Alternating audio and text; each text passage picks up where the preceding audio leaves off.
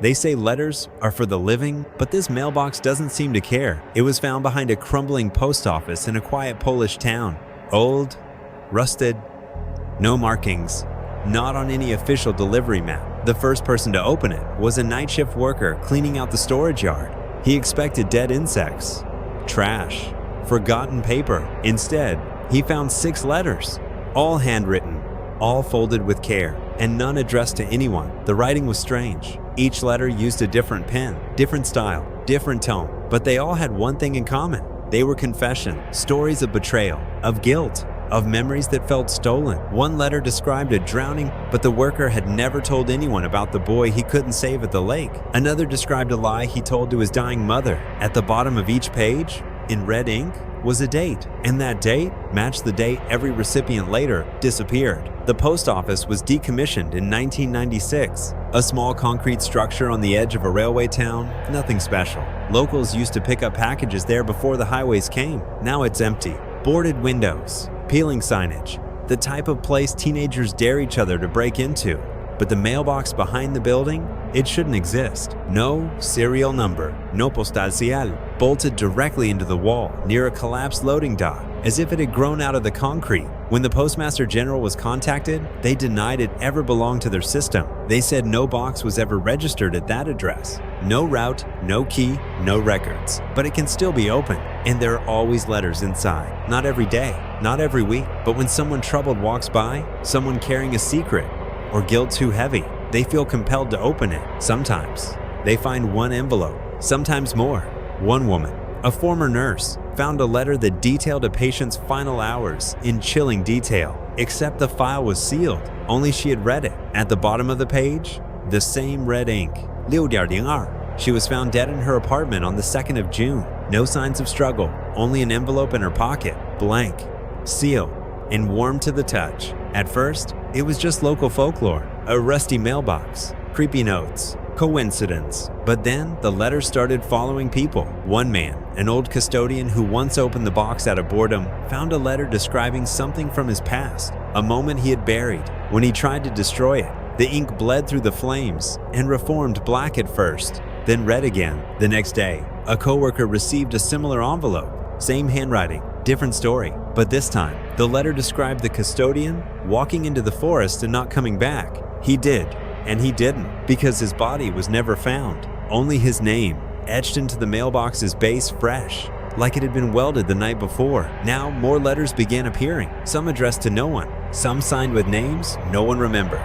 One postal historian investigated the site and took several envelopes for analysis. He never made it home, but his assistant received a parcel days later. No return address. Inside, the same letters, perfectly preserved, and a photo of the investigator standing in front of the mailbox, looking directly into the lens. Except the photo had a timestamp, 1994, 2 years before the box had even been discovered. More disturbing still, each person who received a letter recognized the handwriting. It matched someone from their life, but that person had long since died, gone missing, or never existed at all. The mailbox is a dull red, almost brown with age. No locks, no hinges visible. Its surface is rough to the touch, like oxidized skin, and if you press your ear to it, some say you can hear scratching from inside. Not rats, not wind, writing. Experts tried removing it. Nothing worked. Bolts twisted but would not loosen. The concrete itself groaned as drills struck it, and the moment they stopped, another letter appeared inside. One investigator attempted to dismantle it from within. He left a fiber optic camera inside the slot. The footage returned grainy, distorted, but for a single frame, just one, you could make out a hand, not reaching out, but writing. The camera melted seconds later. Another team used a thermal scope. The mailbox registered heat pulsing like a slow heartbeat at intervals that matched REM sleep cycles. When tested for residue, the ink on the letters defied analysis. It wasn't ink. It was some kind of biological fluid, reactive to temperature and memory. One lab assistant said the letters only showed text if you regretted something. Otherwise, they stayed blank. Some even reported the mailbox appearing elsewhere. A woman in Warsaw swears she saw the exact same box behind her apartment building, but when she returned an hour later, it was gone, except for a letter in her mailbox, with her name in a handwriting she hadn't seen since childhood. Inside, one sentence, in red, "You almost told the truth once. That was enough. One theory calls it a regret sink, a supernatural object that absorbs confession, pain, and guilt. But rather than neutralize these emotions, it recycles them, redirects them. Others believe the mailbox is a remnant from a failed experiment, possibly Cold War era, intended to detect criminal intent before it manifested. But something went wrong. Instead of prediction, it started to record memory directly from those nearby. A more unsettling theory suggests the mailbox is not from here, not built, not left behind, but grown, fed by secrets, awakened by attention. Several accounts mention seeing the box in dreams before ever encountering it in reality. In these dreams, the letters are endless, spilling out onto the ground, each one addressed to you, but written in your own voice, describing things you have not done yet. One folklore archivist believes the mailbox is a form of psychic trap, activated only by emotional resonance. Once opened, it knows who you are, not your name, but your worst moment. Another possibility, the mailbox isn't meant for humans at all. It's a delivery point. But the letters aren't messages, they're warnings, markers. Every date at the bottom isn't a prophecy, it's a deadline, and each time someone opens it, that date gets closer. As of last report, the box remains untouched. But this morning, someone walked past it on the way to the train. He didn't stop. He didn't open it. But when he got home, there was a letter waiting on his pillow. The red ink simply read, "You read this yesterday." They were just doing their job. Structural engineers, surveying an old apartment complex in Łódź, Poland before demolition. The tenants had all moved out. The building was hollow, silent, dust-filled, full of echoes, until one of them found an extra room. It wasn't on the blueprint, didn't line up with the floor plan. There was no door, no hallway leading in, just a concrete wall, no markings, no cracks. But when they scanned the interior with thermal imaging, there was heat. Inside, a room fully furnished, bed, table, plates, half-eaten food rotted but recent. A single light bulb swung from the ceiling and photos on the wall of them. Not old ones, not printed. Photos taken 2 days ago from angles that suggested the photographer had been inside the room. They broke the wall. Inside, the air was thick. The bulb was still swinging. On the wall, a message written in black smudge. "Thanks for stopping by. Now please stay." The apartment complex had been empty for nearly a year, a relic from the 1972nd. 6 floors, 42 units, each stripped down and scheduled for demolition. Nothing about it was remarkable until the scans came in. The engineers used LiDAR to detect internal anomalies before collapse. On level 3, they noticed something odd. Too much space. A void between 2 known units, roughly 4.3 meters wide. No entrance, no exterior window, just a room that shouldn't exist. At first, they assumed it was a collapsed wall or undocumented storage, but the heat signature showed activity, a steady 17.2 degrees Celsius body temperature. The team returned with gear. They found the wall exactly as it had always been, but now there was a faint mark, a handprint, pressed outward. They broke through. The room inside was fully intact, dustless, quiet, like someone had just stepped out for groceries. No light switch, yet the bulb worked. No plumbing, yet the sink had water. One of the chairs was still warm, and on the bedside table, a spoon, bent, still damp.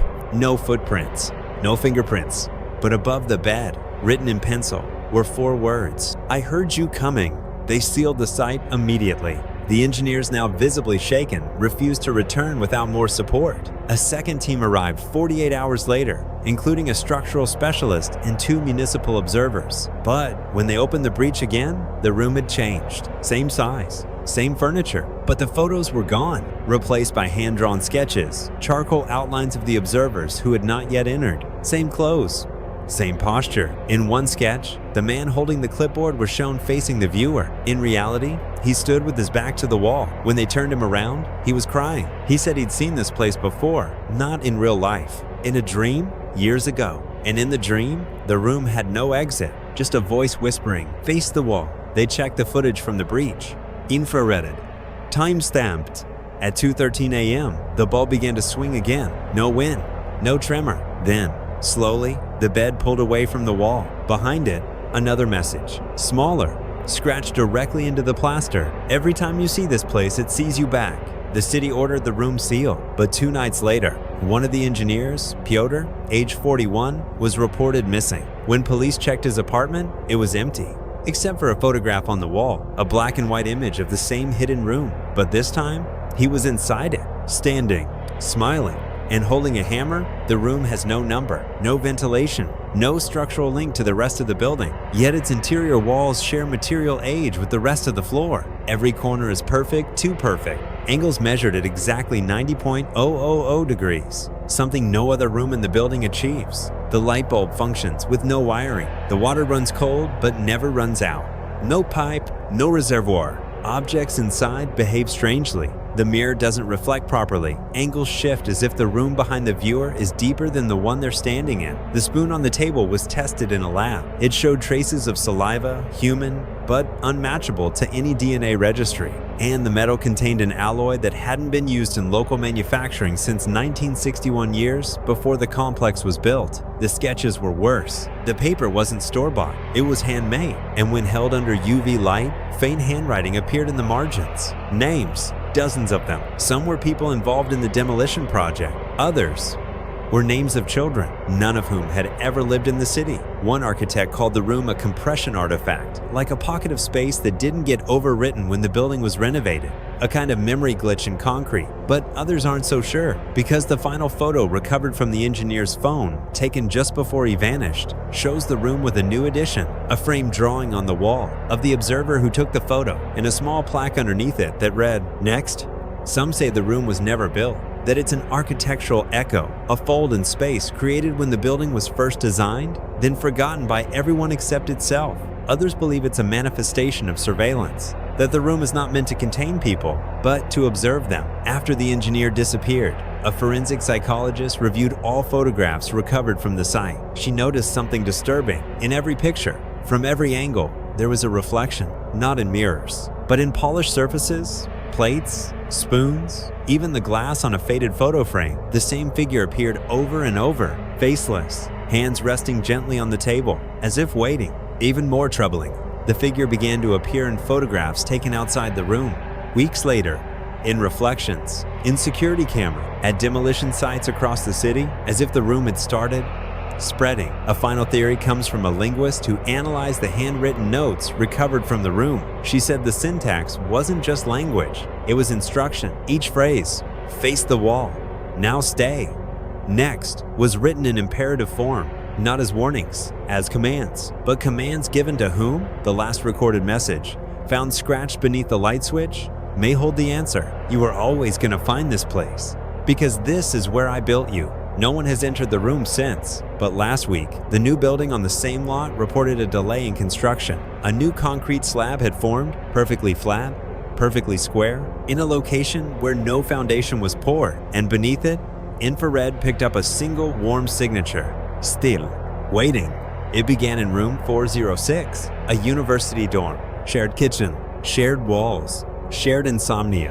3 students, unrelated, unconnected, started reporting the same dream. A long hallway, red doors, a low, humming sound behind the walls. At first, it seemed like coincidence. They laughed it off, blamed finals. But then, something changed. They began dreaming at different times, and yet, each picked up where the other left off. One dreamed of running, another dreamed of hiding. The third said he didn't dream at all, but kept waking up exhausted, with memories of places he hadn't been. Then they started remembering things they never lived. A birthday party in a red house, an argument at a station that doesn't exist, a song only one of them knew, but all could hum. One night, a 4th student joined their game night, slept on the couch, dreamed of the same hallway, same red doors. And in that dream, someone was watching through the keyhole. The dormitory was part of a state university in Northern Europe, a simple building, 4 floors, aging concrete, community showers. Room 406 was on the top level, corner unit. No incident reports, no known history of mental illness among residents. But something strange happened that semester. The dreams didn't follow the students. They stayed in the room. 2 of the original students moved out. Their dreams stopped, but their memories didn't. One claimed to still recall events he'd never experienced. A recurring nightmare about a window that shouldn't be open. A light outside it, always blinking 3 times. Then pause. Then again, the remaining student let new people crash on his couch. Every one of them, without prompting, woke up unsettled. Some described the exact same hallway. Others mentioned hearing whispers through the vents. Facilities investigated. No mold, no gas leaks, no cause for shared hallucination. But the wiring diagram revealed a curiosity. Room 406 was the only room on the floor with a non-standard circuit. It looped through an old, unused junction box beneath the building. When engineers opened it, they found something unusual, a small, handmade device wired directly into the wall. No function, no serial number, just a strip of copper and a coil of hair. Attached was a note, almost faded into the paper. One sentence, only one needs to sleep. The rest will remember. Within 2 weeks, 7 students reported symptoms, but not physical ones. Overlap. They were remembering things from dreams they hadn't had, describing places they'd never seen. One even recounted the same conversation, word for word, with someone they'd never met. When questioned separately, they told a single, seamless narrative, a sequence of events from a dream that stretched across 5 different nights, but no one dreamed it all. One girl remembered walking through the hallway. Another recalled finding a box beneath a red door. A third described opening the box and seeing herself asleep through a cracked mirror, but none of them could say how it started or who the dream originally belonged to. They brought in a sleep specialist. She outfitted 3 students with EEG caps and recorded brain activity over 3 nights. What she saw disturbed her. Each subject entered REM sleep at different times, but the electrical patterns in their brains aligned perfectly, as if they were dreaming together. Even stranger, one subject never entered REM at all, yet reported the most vivid memories. The technician replayed the brainwave data as audio, slowed down, filtered. At the 33rd minute, a phrase emerged, spoken clearly, but none of the students had uttered it. It's safer if only one dreams. That way, it doesn't know who to follow. The next night, one of the students, Janik, refused to sleep. He drank coffee, stayed awake, and watched the others sleep. At 3:07 a.m., he began to cry. He said he could hear their dreams. And then, in a voice not his own, "I've been trying to forget, but you keep remembering me." It was small, palm-sized, found wired behind the junction panel beneath room 406. At first glance, it looked like nothing scrapped. Copper thread, bone glue, a coil of human hair, blonde, brittle, bound tight with string. Not circuitry, no battery, but when removed from the wall, the dreams changed. Not vanished, changed. The hallway stayed the same, but the red doors were now open, and behind them, rooms from each student's past. One saw their grandmother's attic, another, a bedroom from childhood furnished exactly as they'd left it. Same posters, same drawer handle broken, same diary they never found. Inside these dream rooms, however, there was always one thing out of place: a mirror, not dusty, not old, clean, clear, facing the door. And in every mirror, someone was sitting on the bed, still, watching. Not the student, someone else, not quite human, but almost. The object was analyzed, traces of sleep hormone residue from multiple people, but no signs of external contact. It had never been touched, and yet it remembered sleep. One neurologist called it a resonator, a focus point for dream transmission, like a psychic antenna. But when she examined the students again, she found something worse. Each of them now had a tiny, identical scar behind the left ear. Not surgical, not accidental, precise, like something had been inserted or removed. Some psychologists call it a form of collective lucid dreaming, a rare, naturally occurring phenomenon where individuals unconsciously align their subconscious experiences. Others aren't so gentle. One theory suggests the object found in the wall wasn't just a transmitter, but a seed, a tether, designed to anchor one consciousness across many minds. And the dream, not just memory, but a container, a safe house for something that no longer has a body of its own. A shadow figure seen by multiple students, always in mirrors, never in the same posture twice, was digitally reconstructed from sketches. It resembled none of them, but it did match, roughly.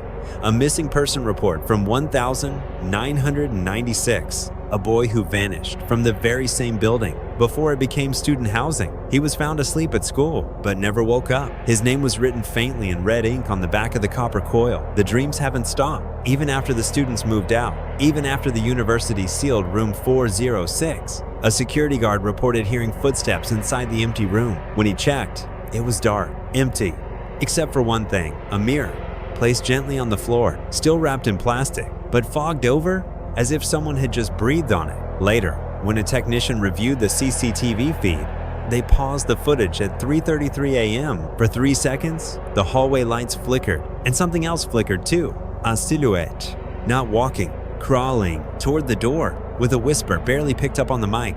"Sleep. I'll take it from here." It was found in an abandoned art gallery. Dust, glass shards, mold chewing through canvas. But on the far wall, perfectly upright, hung a single picture frame. No painting, no canvas, just the frame mold, carved wood, faded gold leaf. But when the caretaker stared into it, he saw her, his sister, dead for 3 years. Same smile, same necklace she wore in the coffin. He blinked. It was gone. But when he got home, something had changed. A photograph in his hallway of his college graduation was missing. In its place, a painting, sepia tones, crude brush strokes. But unmistakably, his sister's face, and in the lower corner, just barely visible beneath the varnish. "Remember me?" The gallery had been closed for decades, tucked between 2 crumbling buildings in a forgotten quarter of the city. No online listings, no records of ownership, only a faded plaque near the entrance. Atelier 6, with no mention of what came before or after. The interior was frozen in time, dust draped across benches, canvases torn, stacked against walls like collapsed tombstone. But at the center, a clean wall, a spotlight still functional, and a solitary frame hanging in perfect alignment. No hooks, no wires, no sign it had ever been moved. But what was strangest was that the wall behind the frame was clean, pristine white, unlike the yellowed, peeling paint surrounding it, as if the space had been preserved or recently touched. Visitors who entered didn't always see the same thing. Some saw faces, others saw memories. One man claimed the frame showed a painting of his mother's kitchen exactly as it was the morning she died. Same cracked mug, same orange peel on the counter. Another saw himself, older than he was, standing in a place he'd never been staring back. Everyone who looked into the frame came away changed, and when they left the gallery, some found something waiting at home.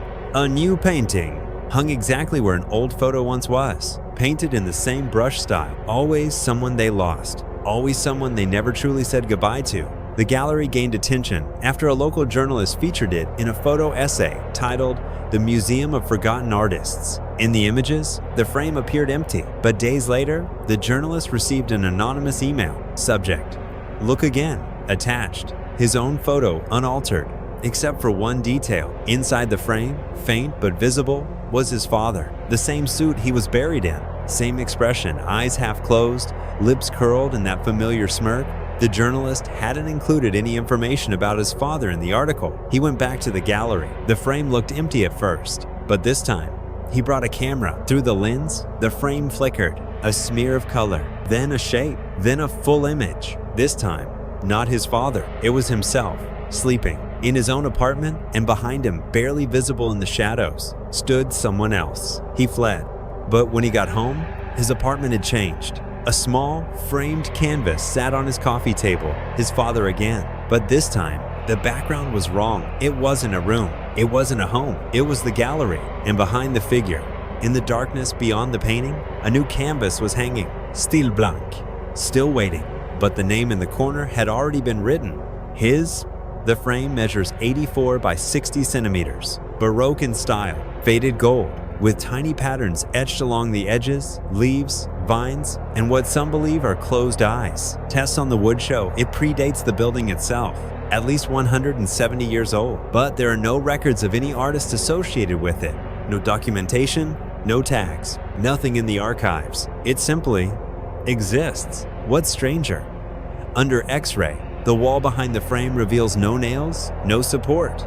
Yet the frame never shifts, never falls. It's as if the wall holds it in place by memory alone. When infrared scans were taken, a faint heat signature pulsed behind the frame. Not strong, but rhythmic, like breathing, like waiting. The varnish that once coated the frame is no longer chemical, it's organic. When scraped, it emits a smell of damp leaves, old oil, and something metallic, something like blood. As for the paintings themselves, they don't exist. No physical copy has ever been recovered. Only photographs of them remain, and even then, they fade. Not in brightness, in detail, as if the image itself is withdrawing, pixel by pixel, until all that's left is a smudge of warmth, like a fingerprint pressed onto glass. And the people who've received one of these images, they all report the same thing. Eventually, the painting disappears. Gone from the wall, gone from the house, gone from memory, until they walk past a mirror and catch the faint reflection, not of themselves, but of someone waiting behind them. Some say the frame is a vessel,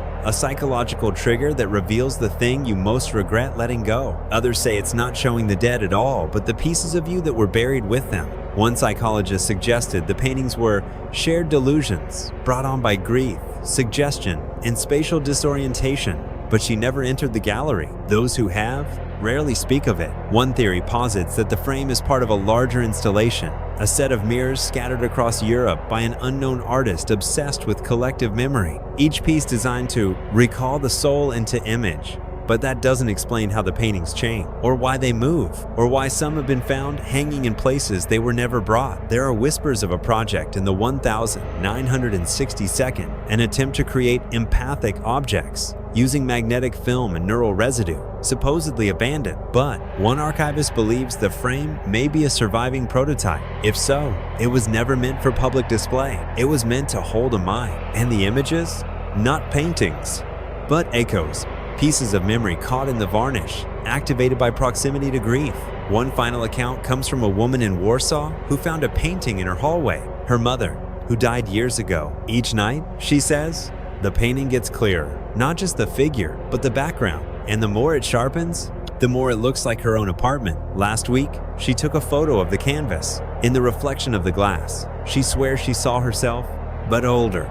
Eyes closed, smiling, and behind her, a golden frame on the wall, completely empty. Every location of the store has 10 aisles. It's printed on the floor plan, stamped on evacuation maps, marked on blueprints filed with the city. But sometimes, just sometimes, a shopper will turn a corner and find aisle 11. It's narrow, poorly lit. The shelves are taller than usual, like someone stretched them upward. But what's stranger is the stock. There's nothing on the inventory sheet, but shoppers say the products feel familiar. Not brand names, not items from the store, but things from their homes. The cereal bowl their father used, a bottle of their mother's perfume, a towel with the same bleach stain they left years ago. Some report hearing music, not from the store speakers, but from behind the shelves, a song they sang as a child, or a ringtone of someone who's gone. And when they try to leave, the aisle feels longer, like the end keeps shifting backward. Security footage never shows them enter, and when they finally reappear, they can't remember where they were, but they always say the same thing. It looked like my kitchen, but it wasn't my house anymore. The first report came from a store in Sweden, then another in Ohio, then Japan. Different language, different layouts, but always the same pattern. A customer disappears for 8 to 12 minutes, returns disoriented, sometimes crying, sometimes silent. When questioned, they all mention the 11th aisle, but when staff check, there's nothing there. No products, no signs, just a wall. Yet, every time inventory is taken, there's always an unaccounted space, a gap between aisle 5 and aisle 6, or aisle 9 in the back storage. One night, a janitor noticed something strange. While sweeping near the cold food section, he turned to find an unfamiliar corridor open beside him. Aisle 11, handwritten on a crooked sign. He stepped inside. At first, it was silent. Then he heard the faint clink of glass bottles, his father's old beer. He turned the corner and saw their old refrigerator, the one from his childhood apartment, the magnets still on the door, one of them still crooked. When he blinked, it was gone. The shelves were empty, but when he returned to his station, 27 minutes had passed. He thought it was a dream until he opened his locker. Inside was a shopping list, scrawled in a handwriting he hadn't seen in 20 years. His mother's they key. More stories began to surface. A woman in Berlin wandered into aisle 11 looking for detergent. She came out clutching a cardigan identical to the one her daughter wore the night she died. It wasn't from the store. It wasn't on sale, but it had her daughter's initials stitched inside by hand. The receipt read, "Item not found." A teenager in Malaysia entered the aisle while live streaming. The footage cuts for 9 minutes. When it resumes, he's standing in a different aisle, sobbing. His viewers heard nothing, but in a still frame, a mirror on the back shelf briefly shows someone standing behind him. An elderly man in Canada vanished for 11 minutes, returned holding a tin lunchbox. He said he hadn't seen it since 1948. No one remembers putting these objects on the shelves, and they never scan at checkout. One manager tried to block off the section with caution tape. The next morning, the tape was gone, and in its place, sitting in the middle of the aisle, a box of cereal with a family photo printed on the back, his family, from a vacation they never took. Some employees tried to film the aisle directly, but the footage always corrupts, colors bend, audio distorts. One frame in one video shows a blurred figure looking directly at the camera, mouth open, smiling. A single caption appears. Before the file becomes unreadable, do you remember where you left yourself? The aisle never stays in the same place. Sometimes it appears beside the cleaning product, sometimes between snacks and frozen foods, sometimes where no aisle should be at all, next to a wall, beside a freezer, or behind a rack that was just moved. But the shelves inside are always the same, tall, dustless, fully stocked. But with things no one remembers stocking, items change based on who enters. One person sees childhood toys, another sees old keys, mismatched shoes, vinyl records, burnt teapots, always something forgotten, never something imagined. Every object shows signs of age cracks, wear, sometimes even initials carved into the base. Some of them are exact replicas of things the customer once owned, but others are impossible. A woman found a snow globe from a country she never visited, but had dreamed of repeatedly as a child. A man found a book written in his handwriting, filled with journal entries he never remembered writing. The last page simply read, "This is where you stopped being real." Security scanners can't detect anything unusual. RFID tags don't register. Temperature, pressure, humidity, everything reads normal, but objects taken from the aisle decay faster than they should. Wood splinters within days. Metal rusts overnight. Photographs fade when exposed to sunlight. And mirrors? They begin to reflect rooms you're not in. Some theorize that the aisle isn't a place, but a reaction, a folding of space triggered by nostalgia, grief, or suppressed memory. Others believe it's a reconstruction engine, not pulling objects from the past, but building them from your recollection and leaving out what you've tried to forget. Some believe aisle 11 is an architectural anomaly, a glitch in corporate retail design, where data, emotion, and memory leak into physical space. Others think it's older than that, a ritual, a spatial echo that predates buildings and brand, a place that builds itself around the feeling of something missing. Neuroscientists call it environmental memory imprinting, the idea that intense memories leave a kind of emotional residue in the air, strong enough to reconstruct physical likeness. But that doesn't explain the objects no one could have remembered, or the ones that remember you back. One retail chain shut down an entire location after an employee went missing during closing. All they found was her lanyard lying neatly on a shelf in a space that should not have existed. On CCTV, her final movement loops endlessly. She turns a corner, stops, looks directly at the camera, mouths a single word, home, then vanishes behind the shelf. A week later, her apartment key was found in a different store, thousands of miles away, in a box labeled Lost Items, Clearance. A final theory suggests aisle 11 isn't about retrieving memory, it's about replacing it, that the longer you stay inside, the more it reshapes what you think you remember, reconstructing a self that never left the aisle. And the real you may still be wandering somewhere between rows of cereal, picture frames, and dusty shoes, trying to find your way out of a place that never had an entrance. Because if you ever look too closely at one of the store's overhead maps, sometimes just barely visible, you can see a thin, red line connecting all 10 aisles, and a small label written in script so faint it barely exists. Aisle 11 returns.